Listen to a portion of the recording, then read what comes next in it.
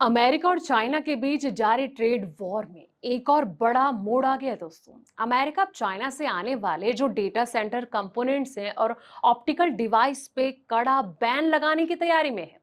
लेकिन अमेरिका और चाइना की इस जंग से भारत की दो दिग्गज कंपनियों की किस्मत रातों रात पलटने वाली है। चलिए जानते हैं कि आखिर कौन सी है वो कंपनी और इससे कितना फायदा मिलने के आसार नजर आ रहे हैं। नमस्कार, मैं हूं आपके साथ संध्या विष्ट और आप देख रहे हैं the economic times in.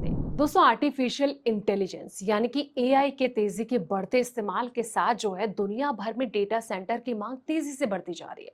Data centre में बढ़ती कनेक्टिविटी की जरूरत ने जो है ऑप्टिकल फाइबर और कनेक्टिविटी प्रोडक्ट की मांग को और ज्यादा बढ़ा दिया और इसी बीच यूएस और चाइना के बीच बढ़ती टेक्नोलॉजी राइवली का जो असर है डेटा सेंटर सप्लाई चेन पर भी पड़ता नजर आ रहा है। अगर यूएस की ओर से चाइना से कुछ डेटा सेंटर पार्ट्स के इंपोर्ट पर प्रस्तावित प्रतिबंध लागू होता है तो इसका सीधा फायदा चाइना के बाहर मौजूद ऑप्टिकल फाइबर और कनेक्टिविटी सप्लायर्स को मिल सकता है। और इस संभावित बदलाव के बीच भारत की दो कंपनियां इन्वेस्टर्स के रडार पर आ गई है। जी हाँ, आपको बता दें कि चाइना पर यूएस की सख्ती से भारतीय कंपनियों को मौका। यूएस पहले से ही चीन से आने वाले ऑप्टिकल फाइबर केबल्स पर 35% एंटी डंपिंग ड्यूटी लगा चुका है।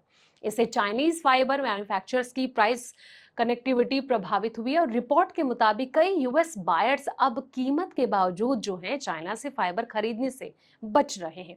और दूसरी ओर कमोडिटीज रिसर्च यूनिट के अनुमान के मुताबिक 2026 में डेटा सेंटर से जुड़ी ऑप्टिकल केबल डिमांड वैश्विक स्तर पर 63% बढ़ सकती है। रॉयटर्स की एक रिपोर्ट के अनुसार अमेरिका जो है कुछ डेटा सेंटर पुर्जों के इंपोर्ट पर प्रतिबंध लगाने की तैयारी कर रहा है। अब ऐसे में अगर यूएस में चीन सप्लायर्स की भूमिका कम होती है तो नॉन चाइनीज कंपनियों के लिए बड़ा मार्केट अपॉर्चुनिटी तैयार हो सकती है। Star light technology digital connectivity infrastructure market में एक प्रमुख कंपनी है। कंपनी की ऑप्टिकल केबल मार्केट में चीन के बाहर करीब 9% हिस्सेदारी और डेटा सेंटर और टेलीकॉम ऑपरेटर्स में बढ़ती मांग ने जो है कंपनी के कारोबार को मजबूत कर दिया है दोस्तों। FY27 की पहली तिमाही में स्टार लाइट टेक्नोलॉजी का जो रेवेन्यू है 87% बढ़कर 1910 करोड़ रुपए हो गया। वहीं एबिटा 184% बढ़कर 397 करोड़ रुपए रह गया। वहीं एबिटा मार्जिन की बात करें तो 20.8% पर ये पहुंच गया और कंपनी का नेट प्रॉफिट भी पिछले साल की समान तिमाही के 10 करोड़ रुपए से बढ़कर 197 करोड़ रुपए हो गया है। बता दें कि गुरुवार को कंपनी का शेयर जो है इंट्राडे में 4.30% बढ़कर 677 रुपए पर ट्रेंड कर रहा था। अब 20,000 करोड़ रुपए से ज्यादा की ऑर्डर बुक। जी हाँ, फाइनेंशियल एक्सप्रेस के एक रिपोर्ट के मुताबिक स्टार लाइट टेक्नोलॉजी की ऑर्डर बुक जो है 30 जून 2026 तक 18,618 करोड़ रुपए थी और इसके बाद 5 अगस्त 2026 को कंपनी को ऑप्टिकल फाइबर सप्लाईज के लिए $210 मिलियन यानी कि करीब 2,000 करोड़ रुपए का एक और ऑर्डर मिला है। अब इसके साथ कंपनी की कुल ऑर्डर बुक जो है 20,000 करोड़ रुपए से ज्यादा हो गई है।